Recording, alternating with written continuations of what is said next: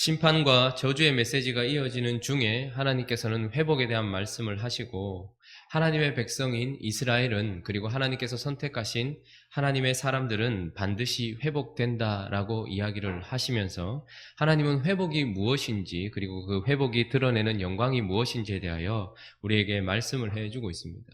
그러나 우리가 가만히 한번 멈춰서서 왜 하나님의 백성들은 반드시 회복이 되어야 되는 것입니까? 왜 하나님의 백성들은 반드시 회복되는 것입니까? 그 이유가 무엇입니까? 우리가 지금까지 살펴본 성경의 내용들을 살펴볼 때에 가만히 생각해 보면 하나님의 백성인 우리가 회복되는 이유를 성경은 하나님이 언약하셨기 때문이다 라고 표현하기도 합니다. 왜 우리가 회복되는가? 완전히 깨어졌더라도 어떻게 완전히 회복되는가? 그것은 영원하시고 능력이 있으신 하나님께서 우리를 회복시킨다고 약속하셨기 때문이다 라고 표현하기도 합니다. 그리고 또 어제 우리가 살펴봤던 것처럼 왜 하나님의 백성인 우리가 회복되는가? 우리의 회복을 통하여서 하나님의 영광이 지극하게 드러나기 때문이다 라고 성경은 말하고 있습니다. 그러나 오늘 우리가 살펴보는 이 31장부터는 왜 하나님께서 우리를 회복시키는가에 대하여서 언약보다 더 우선되는 이유가 있으며 그분의 영광보다 더 소중한 이유가 있다라고 우리에게 설명해 주고 있습니다. 왜 하나님의 백성인 우리가 반드시 회복되는가? 그것은 바로 하나님께서 우리를 사랑하시기 때문이다 라고 말씀하시는 것입니다. 사랑은 언약보다 우선됩니다.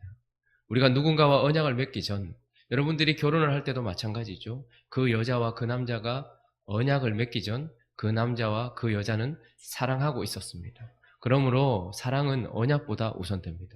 하나님은 자신의 영광을 그 누구에게도 주지 아니하시고 자신의 영광이 땅에 떨어지는 것을 용납하지 않으심에도 불구하고 하나님은 자신의 영광보다 더 소중하게 생각하는 것이 있는데 그것이 바로 저와 여러분이다 이렇게 말씀하고 계시는 것입니다. 그러므로 왜 우리가 반드시 회복되는가? 왜 우리는 반드시 잘 되는가? 왜 우리는 반드시 하나님 앞에서 완전한 회복을 맛보게 되는가? 그것은 바로 하나님께서 저와 여러분들을 사랑하시기 때문이다 라고 말씀하시는 것입니다. 그래서 이 하나님의 사랑을 우리가 좀 이해할 수 있도록 하나님께서 오늘 본문을 통하여서는 두 가지로 표현하고 있는데 먼저 이 본문을 통하여서 나타나는 하나님의 사랑은 바보 같은 신랑의 사랑으로 표현되고 있습니다. 자, 3절부터 5절까지 한번 읽어보겠습니다. 시작.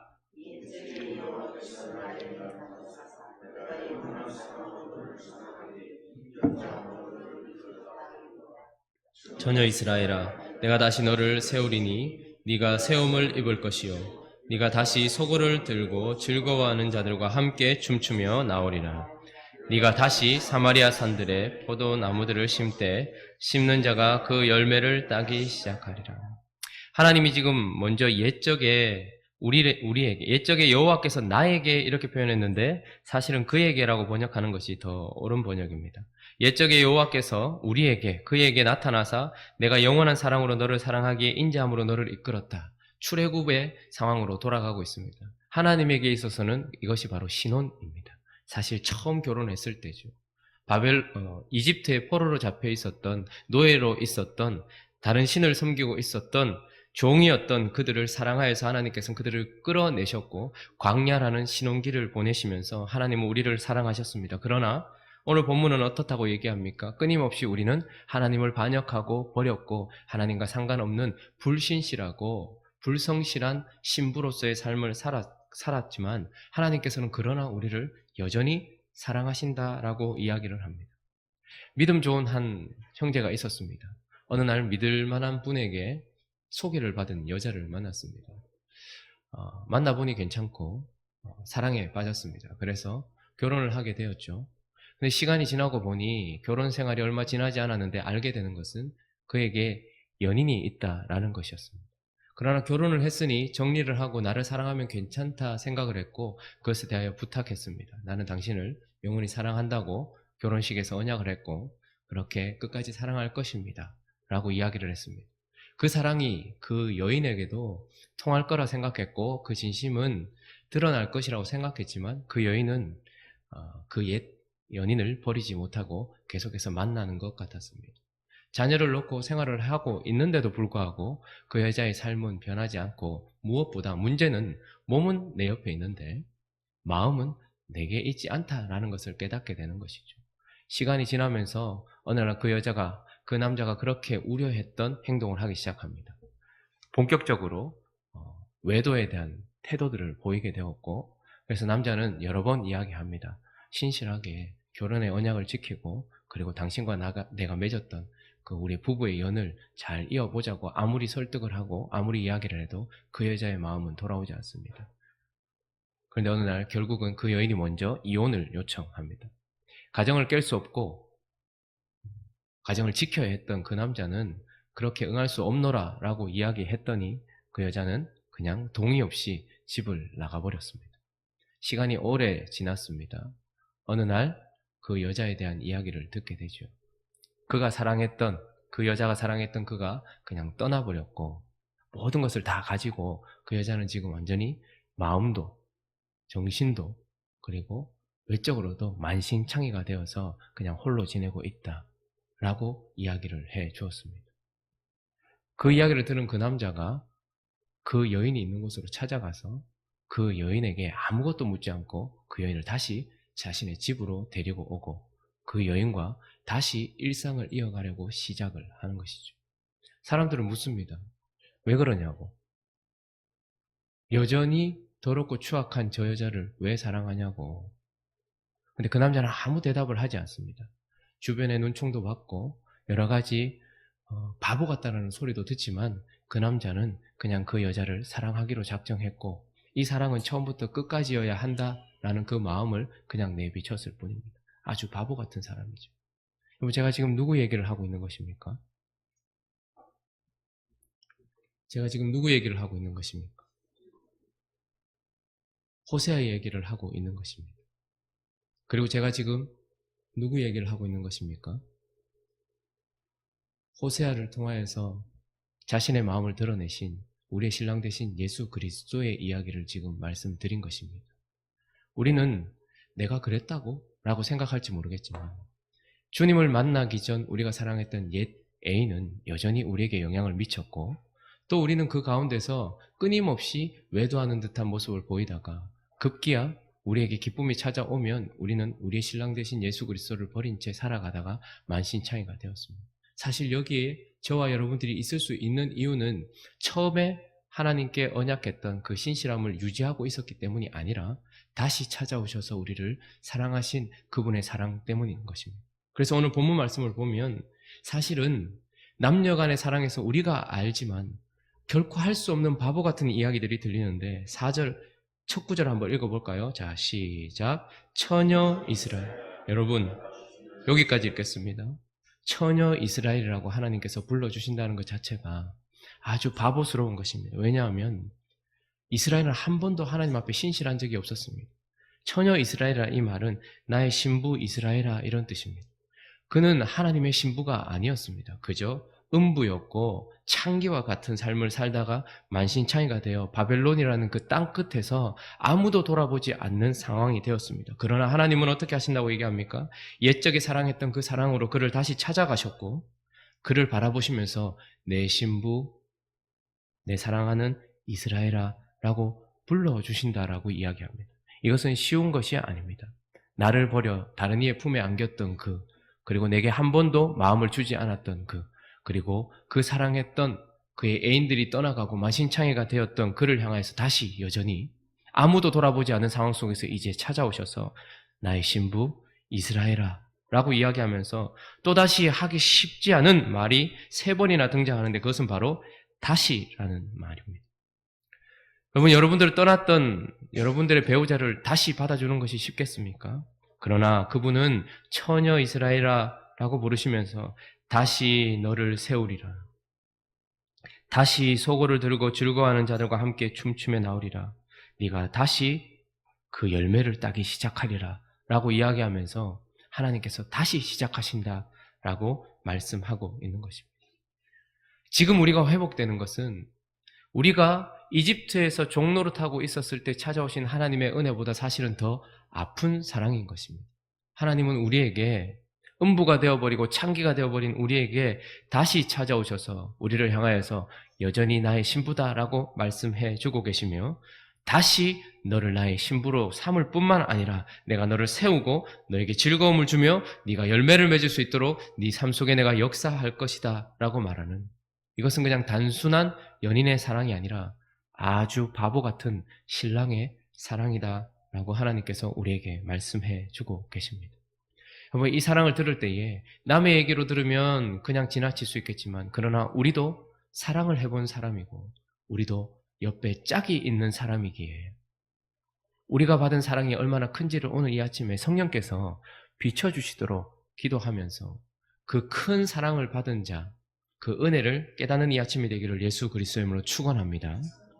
또 한 가지 이미지가 나오는데, 또 하나는 바로 놓을 수 없는 아버지의 사랑으로 표현되고 있습니다. 하나님이 우리를 사랑하신다는 그 사랑이 놓을 수 없는 아버지의 사랑으로 표현되는데, 8절 한번 읽어볼까요? 8절 시작.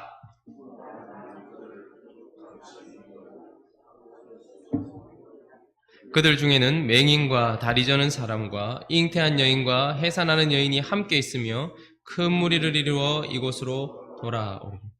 전반부에는 하나님의 백성 이스라엘이 여성 명사로 쓰여요. 그래서 그분의 신부로 이렇게 등장을 합니다.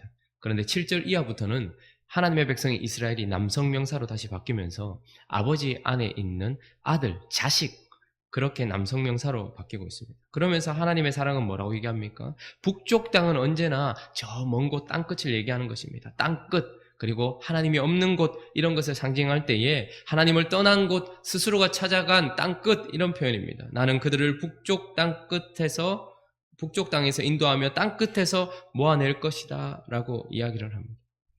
여러분, 우리가 가끔씩 이해되지 않는 이야기를 예수님께서 하실 때가 있는데, 한 마리의 잃어버린 양 때문에 99마리를 내버려 둔 채 그 목자가 그 양을 찾아서 떠나는 이야기, 골짜기로 계곡으로 떠나가서 결국은 그 한 마리를 찾아오는 이야기를 들을 때 우리는 좀 마음에 와닿지 않을 때가 있습니다. 그러나 이것을 이해할 필요가 있는데, 그 배경으로 이스라엘 백성들에게 있어서, 목자에게 있어서 양은 그저 하나의 그냥 가축이 아니라 자식이라 생각하시면 됩니다. 그래서 목자들은 양의 이름을 하나하나 다 알고 있고, 그 양도 목자의 음성을 알아서 우리 문화로 표현한다면 자식이라고 이야기해 볼 수 있는 것입니다. 그냥 한 마리 양이 내 소유, 내 어떤 재정적인 어떤 이득, 이것이 사라진 것이 아니고 내 자녀가 사라졌다라는 것이죠. 잃어버렸다라는 것입니다. 그러면 자녀는 결코 어떤 n분의 1이 될 수 없는 것입니다. 제게 있어서 자녀가 3명 있는데, 예를 들어 이 아이를 잃어버렸다, 시간이 지나도 찾을 수 없다, 이 아이를 찾으려고 하니까 내 일상도 깨어진다, 그리고 내 물질도 깨어진다. 그래서 아내와 협의해서 둘이 더 있으니 그냥 이제 살아갑시다, 뭐 둘에게 신실하면 되죠, 그 하나 그냥 잃어버린 셈 칩시다 라고 할 수 없는 것이 바로 자식인 것입니다. 그래서 예하는, 주하는, 은하는 제게 있어서 각각 3분의 1이 아니라 전부인 것입니다. 숫자가 5이 되고 10이 되고 100이 되어도 부모에게 있어서, 아비에게 있어서 그 자식은 n분의 1이 될 수 없는 것입니다. 그저 전부인 것입니다. 그런데 그 잃어버린 한 마리 양 때문에 나머지 99을 내버려 둔 채 생명을 걸고 그 양을 찾으러 가서 결국 어떻게 합니까? 그 양을 안고 돌아오는 것, 그게 바로 아버지의 마음이며 아버지의 모습이다라고 이야기를 하는 것입니다. 이미 그들은 스스로가 땅끝을 향해, 계곡을 향해, 골짜기를 향해, 절벽을 향해 달려갔고, 그래서 그들은 북쪽 땅끝에 있다라고 이야기를 합니다. 그런데 하나님은 어떻게 하십니까?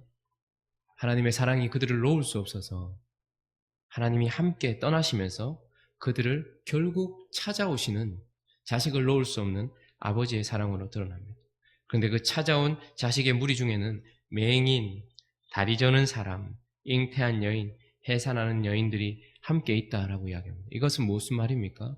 여행하기에 불가능한 사람, 돌아오기 불가능한 사람들, 그리고 손해되는 사람들입니다. 그러나 자녀가 어떤 모습으로 있다 할지라도, 어떤 상태에 있다 할지라도, 돌아오기 불가능한 상황이 있다 할지라도 하나님은 결코 하나도 놓치지 않고 끝까지 그들을 데리고 올 것이다. 해산하는 여인과 같은 상태에 있다 할지라도, 맹인과 같은 상태에 있다 할지라도, 걸을 수 없는 상태에 있다 할지라도 내가 업어서라도 그를 데리고 오는, 놓을 수 없는 아버지의 사랑으로 표현되고 있습니다. 뿐만 아니라 그래서 그 아버지께서 넘어지지 아니하고 물 있는 계곡의 곧은 길로 가게 하시면서 결국 그를 보호하고 계신다라고 이야기를 하고 있는 것이죠. 하나님께서 우리를 반드시 회복시키실 줄로 믿습니다. 우리가 넘어지고 쓰러졌더라도 하나님은 우리를 반드시 회복시키실 줄로 믿습니다. 그러나 왜 우리가 회복되는가? 왜 저 사람은 회복되는가? 그것은 바로 그것이 하나님께서 약속하신 약속이기 때문이기도 합니다. 그러나 또 그것이 그분의 영광을 그렇게 드러내기 때문이기도 합니다. 회복된 그 사람을 통하여서 하나님의 능력이 드러나고, 하나님의 공의가 드러나고, 하나님의 사랑과 은혜가 드러나고, 또 하나님의 모든 것들이 신실함이 드러나기도 하지만, 그러나 우리가 회복되고 또다시 우리의 일상을 이어갈 수 있는 이유는 하나님이 우리를 바보스럽게, 그리고 놓을 수 없는 사랑으로 사랑하시기 때문이다라는 것을 기억하면서, 이것이면 충분한 것 아니겠습니까? 삶이 힘들고 어려워도 혹 우리가 앞으로 어떤 일이 발생할지도 모르고 어떤 환란이 우리에게 닥칠지 몰라도, 그러나 그 가운데서 우리는 반드시 회복될 것이고, 그러나 그 회복되는 근거가 되는 것은 바로 오늘 본문에서 말하자면 영원한 사랑. 이 영원한 사랑은 놓을 수도 없을 뿐만 아니라 아주 바보스러운 그 하나님의 사랑이 저와 여러분들을 향해 있기 때문이라는 것을 기억하면서 하나님께 감사하고 또 하나님의 은혜를 깊이 깨닫는 오늘 이 아침이 되기를 예수 그리스도의 이름으로 축원합니다.